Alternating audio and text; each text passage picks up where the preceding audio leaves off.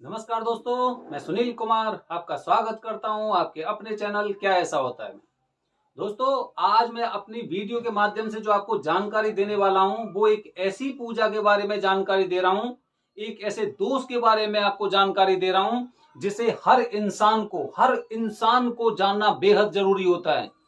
चीजें ऐसी होती हैं, आप भी सब लोग जानते हैं अच्छी तरह से, जब आज के समय में हम भी इन छोटी छोटी चीजों पे विश्वास करते हैं। जैसे बहुत से लोग कहते हैं ना, नजर लग गई। नजर लगती है, बिल्कुल सही बात है, नजर लगती है। और ये मानने के ऊपर होता है कि हाँ भाई नजर लगी हुई है। काफी लोगों की तबीयत इतनी बिगड़ जाती है कि वो नजर जैसे ही आप उतारो तो वो ठीक हो जाता है। तो मतलब कुछ ना कुछ तो इन चीजों में कुछ ना कुछ तो सत्यता है। ऐसे ही अगर मैं बात करूं एक ऐसे दोस्त के बारे में जिसके बारे में तरह तरह की चीजें इंटरनेट के माध्यम पे फैली हुई हैं। इंटरनेट पर आप एक चीज सर्च करोगे तो उस दोस्त से संबंधित काफी चीजें आपको समझ में आ जाएंगी। आजकल तो काफी ये जो भागवत गीता पढ़ते हैं, ऐसे महापुरुष लोग भी, जो ऐसे लोग होते हैं, वो भी इन सब चीजों का जिक्र करते हैं कि पितृदोष को कैसे शांत करें।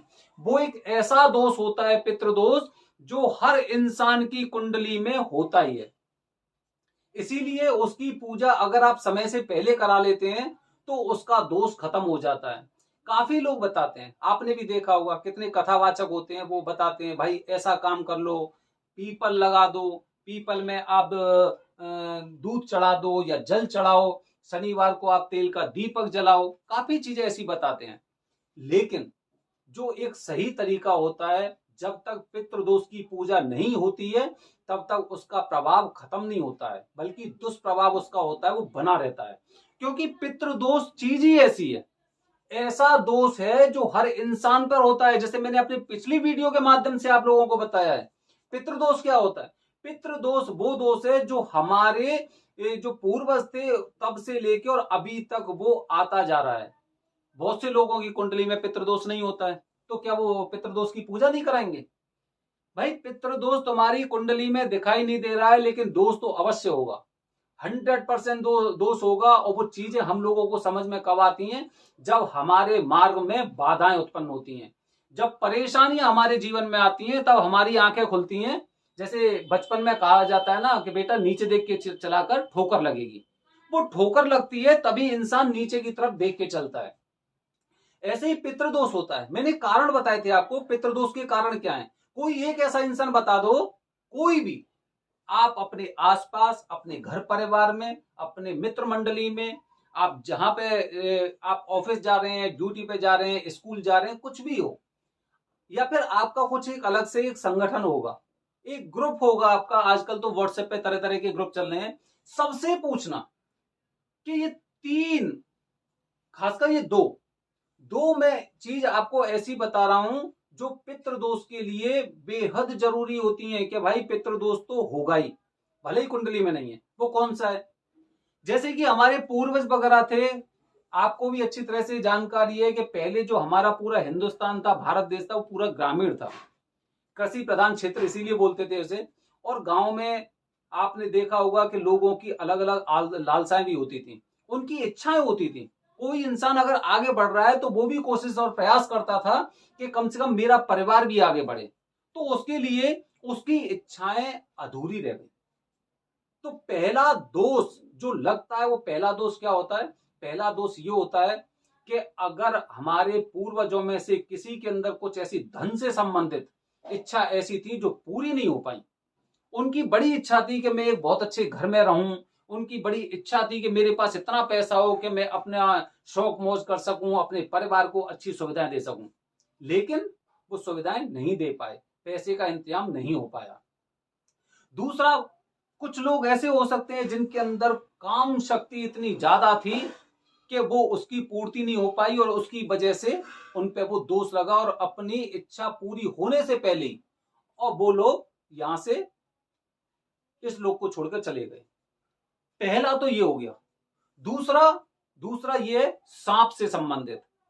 सांप को अगर किसी ने मार दिया, या सांप को मरते हुए देखा, या फिर सांप को मारने में मदद कर दी, तो ये दोष हो गया। और ऐसा, अब इन दोनों जो मैंने आपको कारण बताए उनमें से आप खुद समझने की कोशिश करना, सोचने की कोशिश करना कि क्या हमारे पूर्वजों में से ऐसा कोई इंसान होगा जिन्होंने ये दो कार्य नहीं होंगे, दो कार्य की इच्छा नहीं होगी, या फिर दूसरा कार्य तो ऐसा उनसे गलती से हो गया होगा। पहले गांव में आपने देखा होगा, जैसे खेती वगैरह करते थे, घर में कहीं से भी सांप निकल आते थे, काफी लोग क्या करते थे, उन्हें मार देते थे, काफी लोग उन्हें भगा देते थे, पकड़ के बाहर फेंक देते थे, ऐसा होता था। तो ये दो कारण हैं। अगर आपकी कुंडली में पितृदोष नहीं है, उसके बावजूद भी आपको इसकी पूजा अवश्य करानी चाहिए। अब लोग पूछते हैं भाई पितृदोष की पूजा कराएं तो फिर कहां पे कराएं? तो पितृदोष के लिए जो पूजा सर्वश्रेष्ठ बताई गई है, आप इंटरनेट के माध्यम से या किसी प्रकांड पंडित जी के माध्यम से आप समझ सकते हैं। पितृदोष की पूजा सिर्फ और सिर्फ त्र्यंबकेश्वर में होती है। मुक्ति क्षेत्र बोला जाता है उसे, मुक्ति क्षेत्र, इसीलिए वहां पर इसकी पूजा होती है। काफी लोग कहते हैं भाई इसकी पूजा में तो बहुत ज्यादा खर्चा आता है, मैं कैसे पूजा करवाऊं, मेरे पास तो इतने पैसे ही नहीं है।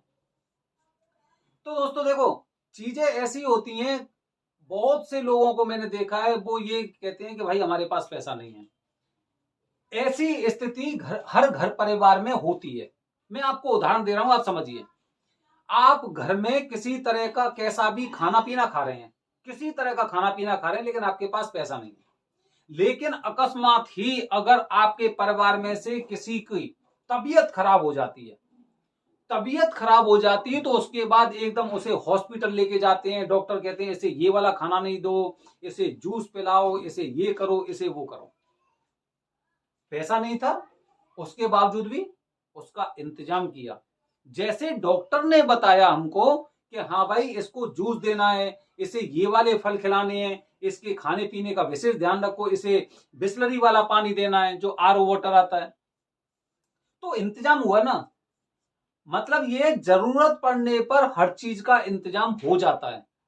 और जब आप अगर ऐसी पूजा करने जा रहे हैं तो उसके लिए तो आपको थोड़ा सा अगर आप मैनेज करेंगे तो फिर आप उसका इंतजाम कर सकते हैं। बहुत महंगी पूजा नहीं है इसकी।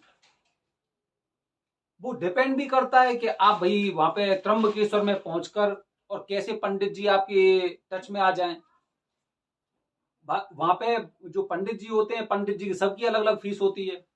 अलग अलग तरह से आपको आपके मन को भ्रमित करने की कोशिश करेंगे। हम ऐसी पूजा करेंगे, हम वैसी पूजा करेंगे, सारा सामान हमारा होता है, उसमें इतना पैसा खर्च होगा, 3 दिन की पूजा होती है और 4 से 5 घंटे पूजा में लग जाते हैं, पूरा विधि विधान होता है। ऐसे यही सारी बातें बताएंगे। उसके साथ एक शब्द और जोड़ते हैं वो, उसमें वो क्या बताएंगे कि हम यहीं के रहने वाले हैं और हम ये पूजा कराते हैं क्योंकि ये सती क्षेत्र है और हमको जो यहाँ पर इतने 400-200 साल से रह रहे हैं, हमारा पूरा परिवार इस कार्य को कराता था, तो हमको इसमें दक्षता हासिल है। ये सारे पंडित जी वहां पर जाकर आपको यही बात बताएंगे कि भाई हमसे पूजा करवाओ। एक इंसान के पास जाओगे वो बताएगा भाई 6,000 रुपए लगते हैं, दूसरे इंसान के पास जाओगे वो कहेगा भाई 4,000 लगते हैं, तीसरे के पास जाओगे आपको पता चला कि भाई उसने 21,000 रुपए मांगे। और वहां पर तो ऐसे ऐसे पंडित जी भी हैं जो 15,000 21,000 इतना रुपया लेते हैं। अब आपको चॉइस आपकी है कि आपको वो पैसे देखने हैं या फिर आपको कुछ चीजें देखनी है।